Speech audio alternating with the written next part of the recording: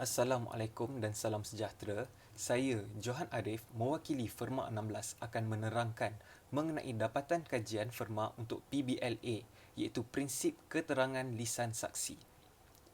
Ahli Firma 16 adalah terdiri daripada Aiman Daniel, Nik Sarah, Siti Nur Aisyah, Aizatul Aina, Lavania dan saya. Syahadah dari segi bahasa adalah menghadirkan iaitu kata yang diucapkan hasil daripada maklumat yang diperoleh melalui penyaksian. Dari segi istilah pula, ia adalah suatu perkabaran dengan lafaz yang khusus. Ibnu Humam telah menjelaskan bahawa syahadah adalah pemberitahuan bersifat benar untuk mensabitkan sesuatu menggunakan lafaz kesaksian. Bainah pula dari segi bahasa bermaksud sesuatu yang terang, jelas dan nyata, dan ia adalah sesuatu yang dapat menjelaskan terhadap sesuatu perkara, hak atau kepentingan. Dari segi istilah pula, ia adalah bermaksud keterangan atau bukti. Ibnu Qayyim telah menjelaskan bainah sebagai sesuatu yang boleh menjelaskan atau menunjukkan kebenaran. Terdapat beberapa dalil Al-Quran yang telah menjelaskan mengenai bainah dan syahadah.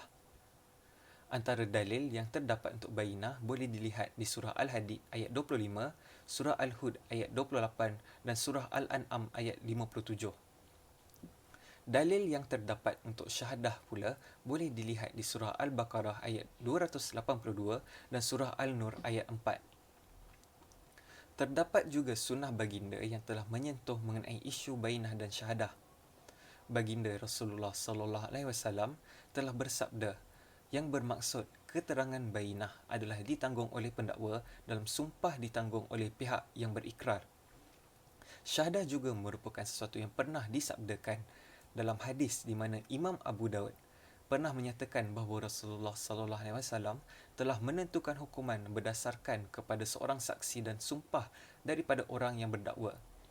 Hadis ini telah diterima penggunaan dalam mazhab Syafi'i, mazhab Maliki dan mazhab Hanbali, namun ianya tidak diterima pakai oleh mazhab Hanafi. Terdapat perbezaan yang jelas antara prinsip bainah yang sering diguna pakai dalam perbicaraan di mahkamah dan prinsip syahadah yang kini sukar dan jarang digunakan dalam mahkamah syariah. Untuk prinsip syariah bainah, Ibnu Qayyim telah menyatakan bahawa bainah merujuk kepada sesuatu yang boleh menjelaskan dan menunjukkan kebenaran. Ia adalah merangkumi syahadah, ikrar, yamin dan karinah.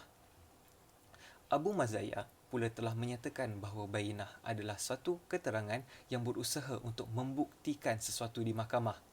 Dalam kitab Fiqh Al-Islami, cara pensabitan hak adalah seperti berikut. Pertama, ikrar atau pengakuan tunggal yang kuat. Kedua, syahadah atau kesaksian dengan lafaz.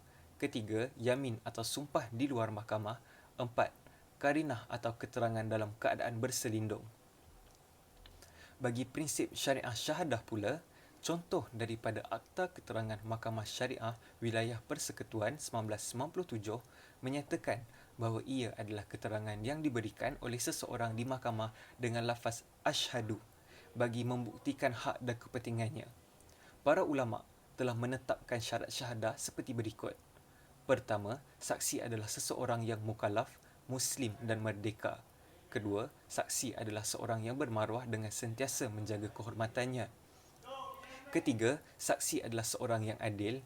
Keempat, saksi tiada tomahan ke atas dirinya. Dan kelima, saksi bukanlah musuh kepada orang yang sedang didakwa. Sekian sahaja pembentangan bagi PBLA, iaitu Prinsip Keterangan Lisan Saksi daripada Firma 16. Assalamualaikum dan terima kasih.